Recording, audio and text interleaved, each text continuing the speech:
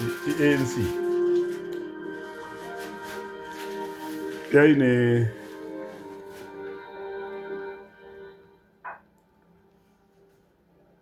yayine ground support enough mobilized yabo but ukuba mobilized ningekho conscientized you end up manje the stereotype because it's like following Orlando Pirates yabo ukuthi iyadliwa or iyawina once a pirate always a pirate yabo manje this is not a football field or a football issue. This is a political issue. It's a life and death struggle.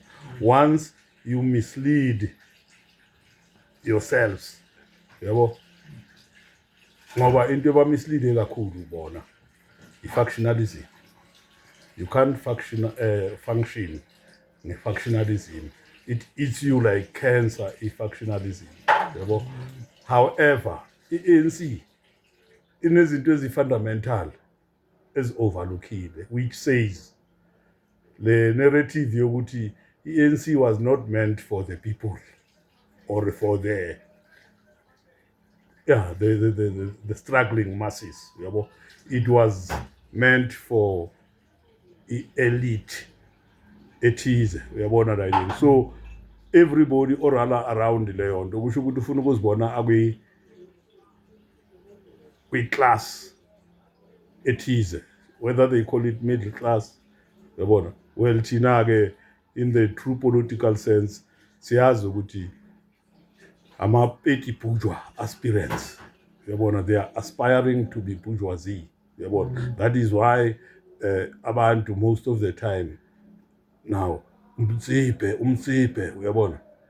without researching ukuthi umtsipe actually what is cooking, what is happening mineral resources, basinarrowishe in such a way yokuthi sibelieve ukuthi ama-mineral resources mawa under i-control yakamtsipe then they are safe on an individual, yabona loo nto. So leyo nto ikhosi i-anarchy ngoba manje makubekwa itafula ilona igolide lapha phezu kwetafula kuthiwa zithatheleni ilona loyo yikuba bona balwa kanje, balwa brutal, ukudestroya i-future yomunye is nothing. Kwabanye ukucollaborator nento wrong, it's nothing. Abanye baze babe abo-Ramaphosa phela they are dedicated to defending i-cause ye so-called black elite, and then to maintain the black elite you go to collaborate nabo Rupert, ngoba kuthiwa hayi imali yiba abantu abayiphethe, bakhuluma ngemali etshontshiwe abo Rupert bayitshontshile le mali. Uyabona mangibheka uRamaphosa aye nabo Rupert lapha uRupert sekakhuluma kimbi kufika nje ipicture ukuthi man na into ke yaka Cecil John Rhodes, seka use pay the whole mining world yala Southern Africa manje ngoba sekaze wangena ku Zimbabwe and yonke lo luthi uyahamba manje uyozithula phambi kwe-queen, ukuthi queen, this is what I've done, i-queen, hey, well done, qinisela, yini, uCecil John Rhodes used to belong to that clique, yeah, and I know there's a big mistake eyenzakalayo la, funeka ubheke manje i-picture, uyabona ukuthi bayi-suppressa or bayi-ignora kanjani, bayi-ignora kanjani i-issue yase-Sahel region, uyabona right, ngathi akusi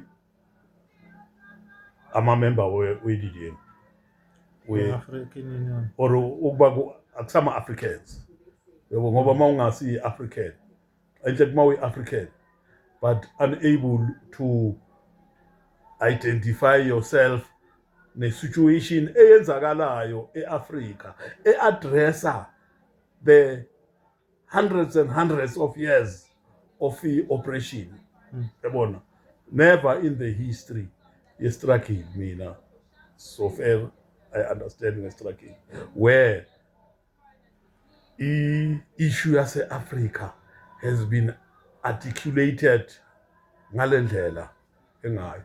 We had the idea heroes before, yabona the idea. Maybe time was not ripe, yabona into njengale. Yabo, conditions were not conducive, yabona.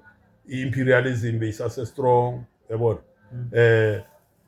And then ama collaborators were imperialism. In the imperialism, it was just an hegemonous beast, yabo. There was no competing power or force. Now, I'm talking from after Second World War. Right now, the conditions have changed. The situation have changed. There are forces that have developed in such a way that they compete with America. They even outwit the American regime.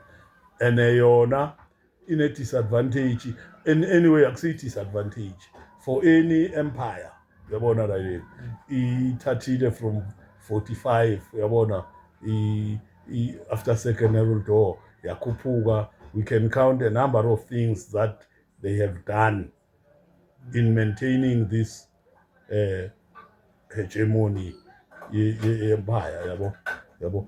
It landed them in Vietnam. They were beaten hands down. It took them to Afghanistan. They were beaten hands down. They went to Iraq. They were beaten hands down. And all their philosophy revolves around indluzula. You see, multipolar type of a thing. We are the police of the world. When we say jump, you just say how high, you see.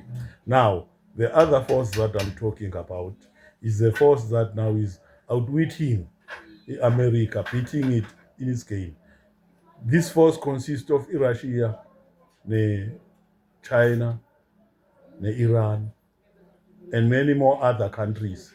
The involvement of Brazil, you cannot undermine it, because Brazil is a very huge country. In the economy, and then if all those forces says create manje escape route ukuthi masibaleka kuloya muntu lokasinyatheline esitshela ukuthi senza njani from kubo Reagan, from kubo Clinton, bachintana nje ngathi, yabona lo nto ukuthi how to suppress us, yabo. Yeah, and then thina resistance yethu that time one sided, yabo. Kuvela nje ku-imagine umuntu oyi-one, yabo, ize iyenzeka into yakhe adlule futhi mhlambe or imbulali imperialism, yabona into njengale. It's one of those things. All right, the struggle continues, yabo. Saze salekha manje, even kusho ukuthi intimpi manje beseziziningi too much. I mean the collaborators of the collaborators of imperialism, yabo. The whole of Africa almost was surrounded by such elements, yabo. Gradually, now Africa has realized ukuthi there's an escape route from laba, yabo, to go and start economic partnership far better kunale epushwa yi-America. So you'll find people arguing, yeah, ama-China this, ama-China that. Number one, ama-China wakaza colonize umuntu. Ama-China, they were there during the armed struggle. Ama-China, they know colonialism because they were once colonized. You get me? Yeah. So Russia now has always been there, but ukuthi nje it has been there, but on the side of the struggling masses. Yeah. That is why there was Cold War. Yeah. Now, yonke leyo nto manje ifana nokuthi it has matured, and yonke le maturity ilenda kuphi? Ilenda Africa, particularly Burkina Faso or a Sahel region as such. Yeah, it becomes a rallying point manje Sahel region because izinto eziaddressayo for the first time zi-addresswa in its proper perspectives. Uyabona into njengaleyo ku-actwa upon masithi we want our minerals to be controlled by us. We want our the sovereignty of our country to be real sovereignty, not a dependent or a secondary. Uyabona, like we go to America, like we are friends with America. Who does not know America? Are you cheating the people now? Good, no, American system. It's a very polite system. It's a system that can develop you and what and what and what. Never. You see, it means we are instead of conscientizing the people through media and everything. Your media plays now the role of supporting imperialism. And then finally, once we talk of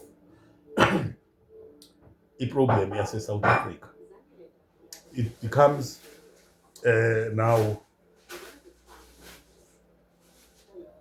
thina sisasene hang up ye-colonialism because i-colonial struggle yethu i-short circuitiwe, uyabona, yakhipha ama-results ngathi everything is free, uyabona. But now nothing can be free if the fundamentals of the cause of the struggle, which is the land question, is not answered, or is not attended.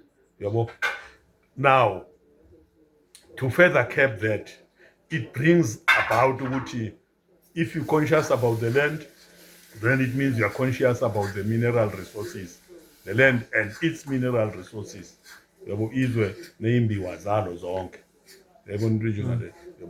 That situation, you cannot dribble it. And the moment you start dealing ngaleyo aspect, then it's where kuzongena lezi zinto zokuthi you are selling out because you are escaping to address the fundamental of the struggle. You of ramp to be a collaborator. Yabo Trump, yabo. Khona manje abantu bakithi batshelwa ngathi uTrump is the leader of what